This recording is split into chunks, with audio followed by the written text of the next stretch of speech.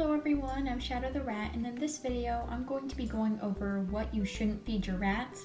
So basically stuff that isn't good for them or is poisonous or needs certain qualifications like cooking before it's safe to give to them.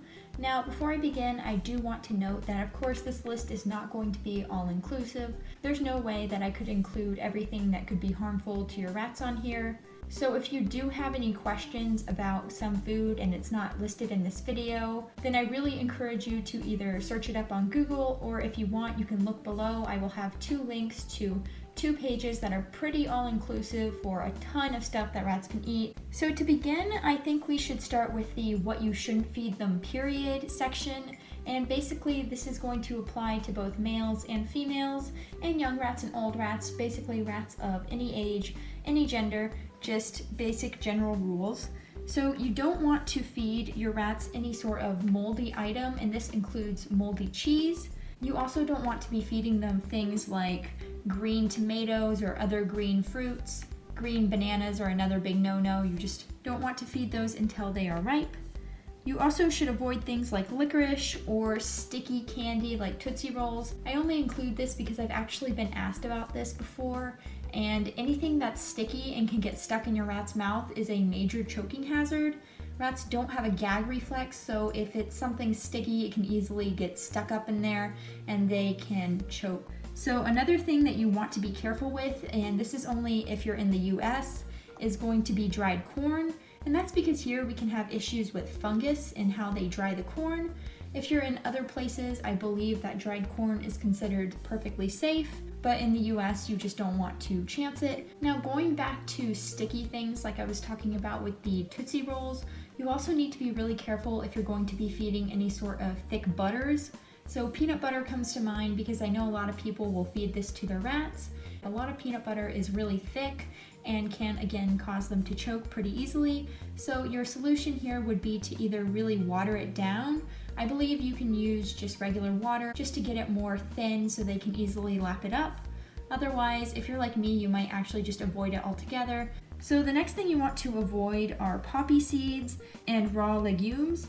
So these include things like peanuts and raw beans. You just need to make sure that those are all cooked before you feed them to your rats. Now, another thing you want to avoid is the rhubarb leaves and stem, and also bitter almonds. Now, a quick note about bitter almonds, these are not the same thing as the sweet almonds that you or me will consume in those little nut packets. Bitter almonds are actually poisonous to us as well, so this is not something you're going to be finding at the store to just consume on your own. So there's not too much of a problem with them being mixed up. And you're going to notice this is a big trend. If we can eat it, rats can usually eat it pretty well. That's because we're very similar in diet. We're both omnivores. So, we can eat meat, we can eat veggies, fruits. Same with rats, they can scavenge, they can eat most things. Of course, that doesn't mean that you want to be feeding them like moldy food, but it does mean that they do a pretty good job of digesting just about anything you or I can. Okay, so before I move on to the next section, I just want to make a quick note about male rats. So male rats should not be fed any sort of citrus. And this is going to include things like oranges. You want to avoid giving them any sort of citrus like this because it has, I think, this one chemical in it that is known for causing kidney problems in male rats. This doesn't apply to females, so if you have female rats, they can have citrus just fine, but you just want to avoid it with your male rats. So we're now going to move on to what you need to cook before you feed it. The first thing I have here is sweet potatoes and potatoes. Now, both of these should only be fed if they are thoroughly cooked. Another thing is apparently tofu. I'm going to tell you right now, I actually didn't know this. I have never fed my rats tofu, which is kind of funny considering that I eat a lot of it. So maybe something for the future. And then you also need to be sure to roast or cook any sort of legumes. Again, this applies to peanuts or any sort of beans. Another thing you want to cook before feeding them is going to be onions. And then you also need to be careful about things like red cabbage, which should also be cooked, as well as Brussels sprouts. Now we're going to move on to what you should feed in moderation. And as I'm sure you know, this applies to everything, but these foods in particular, you really want to make sure you don't overfeed. So the first thing I have on here is mealworms or insects. Now, if you've seen your rats near a bug, you probably know that they go really crazy over them.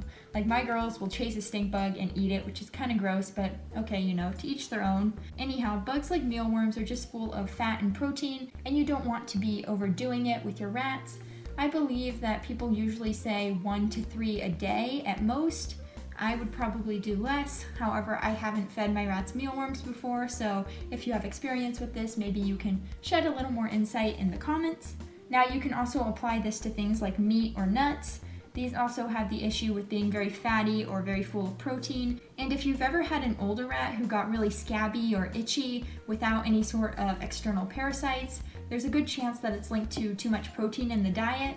This was a big issue I had with Shadow because she was really sensitive to having too much protein and she would get super itchy when I fed her too much. Now, another thing is it can also cause kidney issues in older rats. And to basically generalize this section, you're going to want to apply this to all sorts of fatty foods or foods that are full of protein.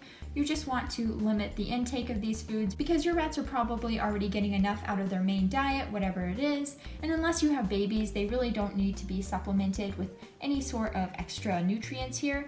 But of course, we all like to give our rats some special treats, and that's totally fine as long as you do it in moderation.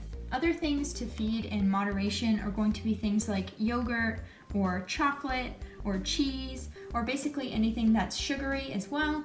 Rats, of course, are going to be very happy to eat these, but you just want to make sure that they're not eating too much. Rats actually remind me a lot of human children because they are going to go for the thing that tastes the best, and that's usually going to be something that's either full of sugar or full of fat. So, you know, the two things that are most likely to cause them some weight issues or other issues if they overconsume them. So you just want to make sure that you moderate it for them because they're probably not going to do it on their own. I do want to make a quick note about chocolate before we move on.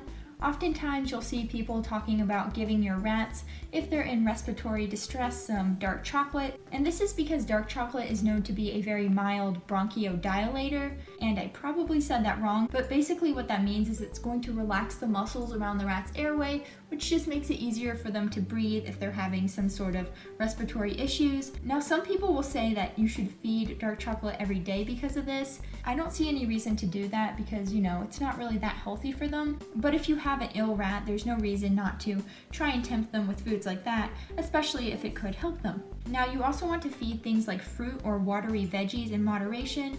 Fruit because it's full of sugar and watery veggies because, well, the water content can cause your rats some stomach issues. Now, this isn't anything bad, but if your rats eat too many watery veggies or fruits, especially if they're not used to them, then they're going to have some pretty soft and stinky poop.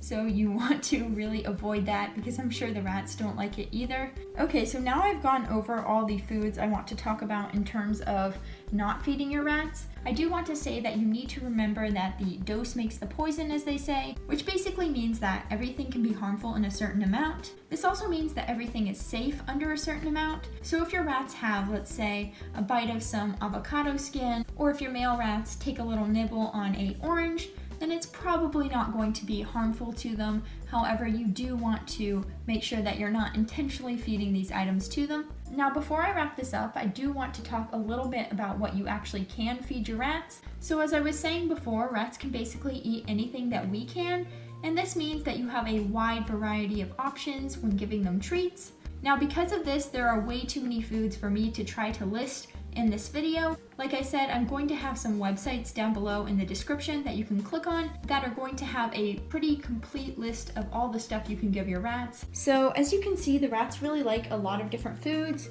They can eat all of this in, again, moderation, and they will pretty much enjoy anything that you give them.